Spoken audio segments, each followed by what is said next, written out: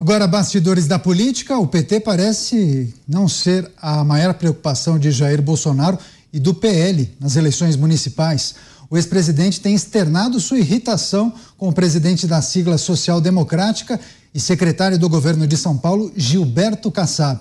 Em conversa com aliados, Bolsonaro passou a destacar sua preocupação com o número de prefeitos filiados no PSD.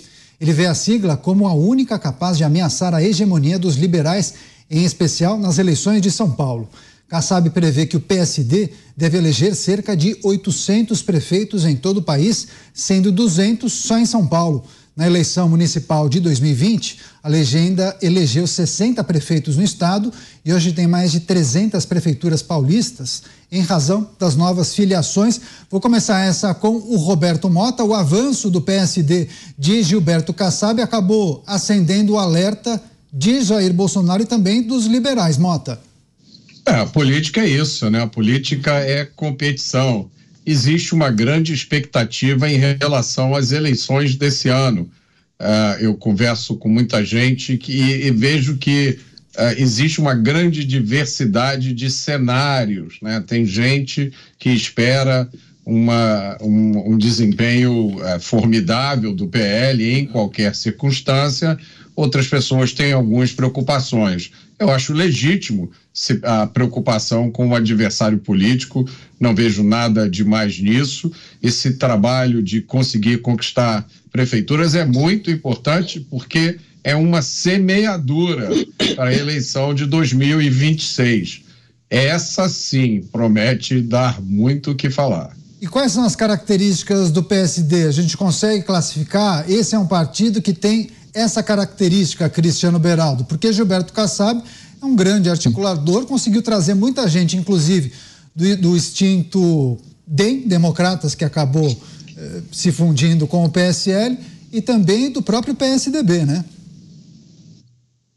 Não, a gente consegue definir tranquilamente o PSD, é o partido que está ali colado no Tarcísio de Freitas, ao mesmo tempo que está representado no governo Lula. É isso. Um pé em cada canoa. Sempre. E Gilberto Kassab é um político extremamente habilidoso. Ele está jogando esse jogo das eleições municipais de uma forma muito inteligente, porque a eleição municipal ela é completamente diferente da eleição estadual ou federal. Porque você, para ser bem sucedido numa eleição municipal, você precisa ter uma planilha. Não é uma questão ideológica, é matemática, os apoios, porque, vejam, a gente precisa levar em consideração que são mais de 5.500 municípios. Quantos municípios têm debate? Em quantos municípios o tempo de TV é relevante? Em quantos municípios vai chegar fundo eleitoral? Na esmagadora maioria não chega um centavo, o candidato lá é que se vire. Então é simplesmente uma matemática para fazer uma base para que aí sim, em 2026, que as eleições estaduais e federais são muito mais ideológicas, estão cada vez mais aguerridas, que existe uma base para fazer bancada. O Gilberto Kassab, ele sabe que ele não será o próximo presidente do Brasil, dificilmente terá um candidato competitivo nesse ambiente que a gente vê de disputa para presidente. Que ele quer fazer bancada, porque bancada significa dinheiro. E aí, para ter acesso ao fundo partidário, ao fundo eleitoral, tem que eleger prefeito e vereador. Essa é a matemática que ele está fazendo. Você, José Maria Trindade, já viu o surgimento de muitos partidos e o avanço dessas siglas, né? Como avalia a performance do PSD? É o Gilberto Kassab. A gente brincando aqui, inclusive hoje falando, é um grande CEO de partidos políticos, né? Criou o partido e estruturou em vários estados, escolheu os líderes de cada estado e está um partido bem estruturado.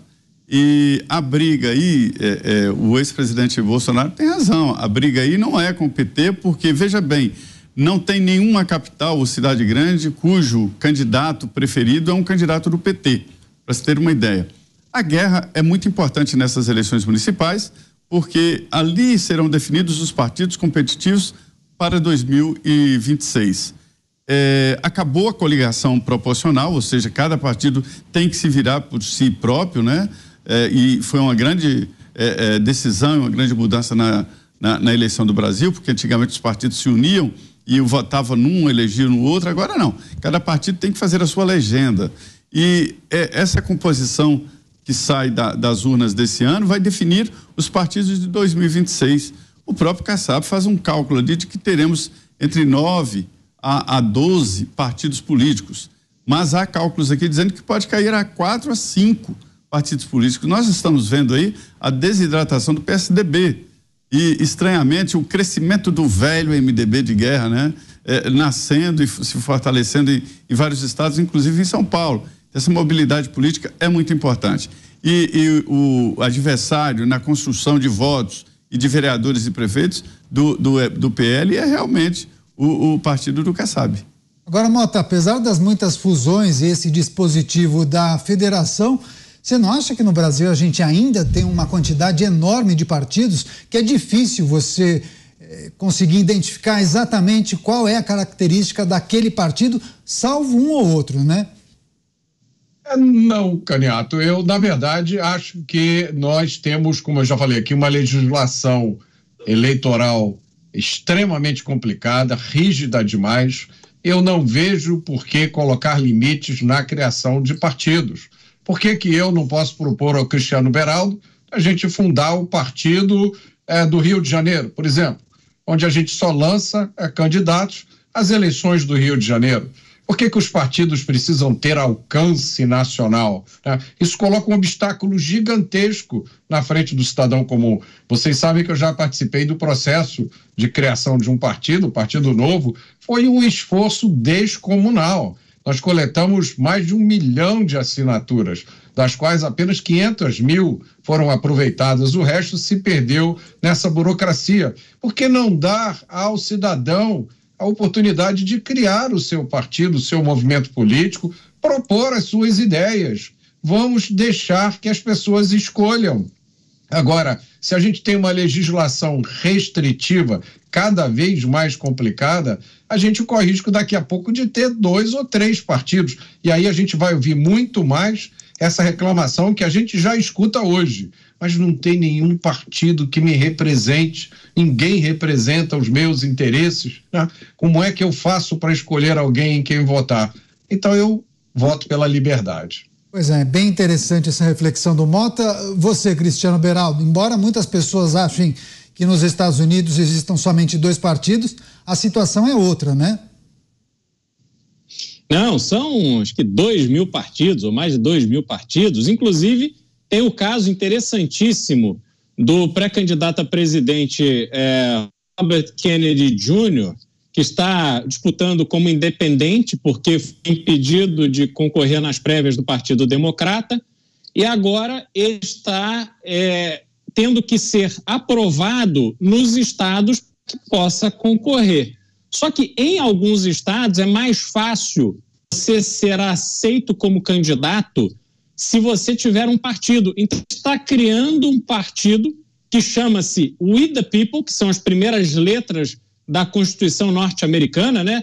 Nós, o povo, e ele está criando esse partido em 9 estados, porque nesses 9 estados ele vai conseguir viabilizar a sua candidatura de forma mais fácil usando o partido. Então é muito flexível. E aí você pensa a realidade do Brasil, nós falávamos isso em outras circunstâncias, mas também se aplica a questão política. Você cria um partido político no Brasil, e aí você que está lá com a sua base em São Paulo, no Rio de Janeiro, ou em Minas Gerais, enfim, você tem que ter um diretório em Rondônia.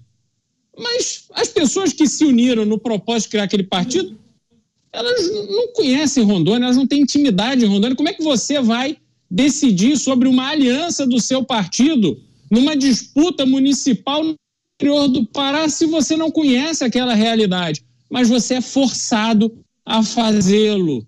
Então, isso tudo vai deturpando o processo democrático, de representação democrática que os partidos políticos deveriam fazer. E aí a gente fica aqui nesse clube dos amigos, que, na verdade, a intenção de ter esses, talvez 4, como citou o Zé, ou 9, ou 12, é só para decidir quantas fatias o bolo do fundo partidário, fundo eleitoral, será dividido. Pois é, agora, Zé Maria, você que acompanha essas movimentações, a gente viu ao longo dos últimos anos um processo de fusões, mas tem gente como Mota que defende uma ampliação, né? A possibilidade de que mais partidos sejam criados. A gente está em qual tendência? Diminuição no número de partidos ou não? Possibilidade de criação de novas siglas? Há uma tendência de criação de novas siglas, e quando eu digo a redução do número de partidos, partidos ativos e atuantes.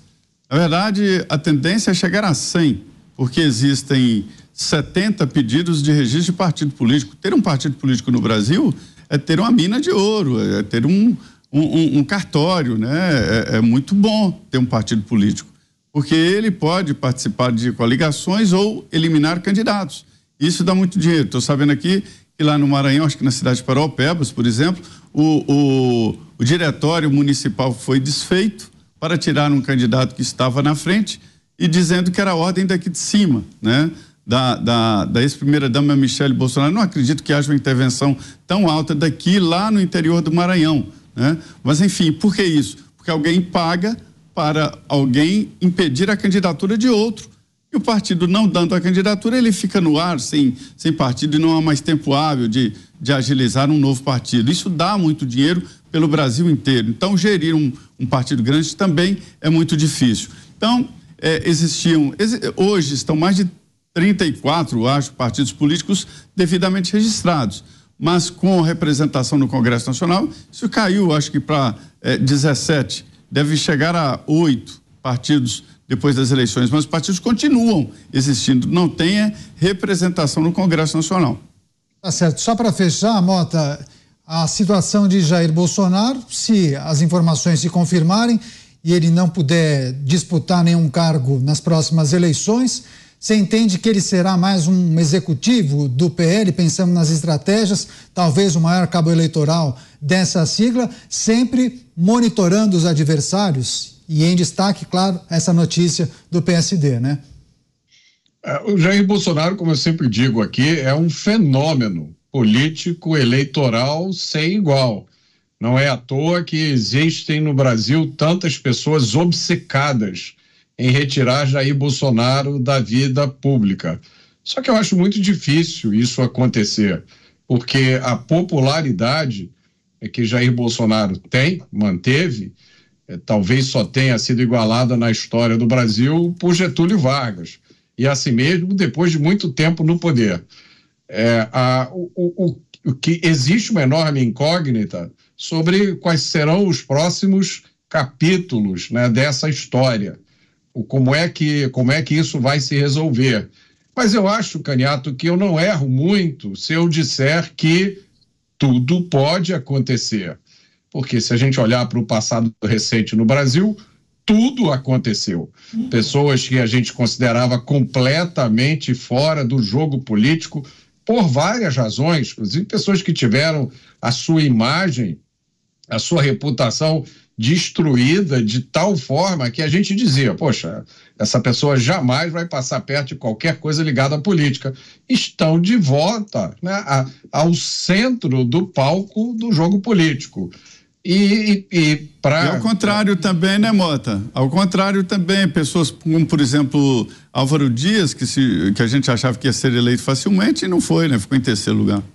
Mas isso aí é coisa da política, né, Zé? Eu estou falando de pessoas que se envolveram com episódios que provocaram repulsa na maioria dos eleitores brasileiros e, de repente, a gente está aqui falando de excesso de partidos. Eu acho que o eleitor se preocupa muito mais com isso. Você vê determinadas figuras na vida pública, você fala, meu Deus do céu, o que está acontecendo? Nós acabamos de ter um caso que exemplifica isso de uma forma maravilhosa, que foi esse relatório, o último relatório da Polícia Federal, sobre os supostos mandantes do assassinato da vereadora aqui no Rio de Janeiro. E a gente vê, né, apontados pela investigação da polícia como mandante, pessoas da vida de extensa vida política e pública aqui no Rio de Janeiro. Então, se você olha para esse quadro, tudo pode acontecer. Eu acho muito difícil que o ex-presidente Jair Bolsonaro seja confinado a uma função de mero gestor. Eu acho que ele é muito mais do que isso e ainda vai continuar sendo por um bom tempo.